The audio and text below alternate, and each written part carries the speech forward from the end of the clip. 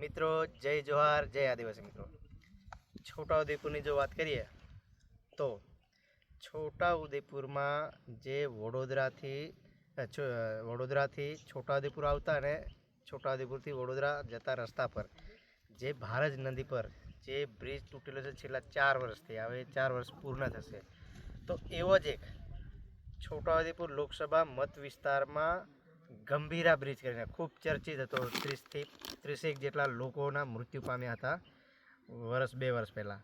તો એ બ્રિજની કામગીરી માત્ર 12 મહિનામાં પૂર્ણ કરી દેવામાં આવી છે, પરંતુ અમારા છોટાઉદેપુરમાં 4 વર્ષ વીતી ગયા અને એના લીધે ખૂબ લોકોને હાલાકી સહન કરવી પડી। અને આ બ્રિજ ન બનવાનું કારણ શું? એક જ મત વિસ્તારમાં 2 બ્રિજ, એક બ્રિજ બને છે 12 મહિનામાં અને એક બ્રિજ હજી 4 વર્ષ પણ પૂર્ણ થઈ ગયા છે, છતાં હજી બ્રિજ નથી બન્યો।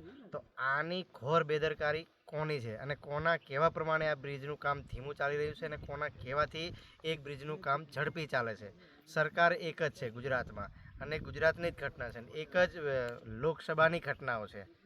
તો આ કોના કહેવાથી એક બ્રિજનું કામ અતિ ધીમી ગતિએ ચાલે છે અને કોના કહેવાથી ગંભીરા બ્રિજ માત્ર ને માત્ર 12 મહિનામાં તૈયાર કરી દેવામાં આવ્યો છે અને ટેસ્ટિંગ કરીને એને શરૂઆત પણ કરી દીધી છે? તો આના માટે છોટાઉદેપુરના તમામ નેતાઓ પણ જવાબદાર છે। કારણ કે વિચાર કરો, કારણ કે આના લીધે ખૂબ વિદ્યાર્થી હોય કે પછી ગરીબ વ્યક્તિઓ જેને દવાખાને હોસ્પિટલ જ્યારે બી જવાનું હોય ત્યારે પણ ખૂબ તકલીફ પડતી હોય છે। તો આ એક વિચારવા બાબત છે। તો આનો જવાબ મિત્રો આવતી 2027માં આપવા માટે તૈયાર રહેજો।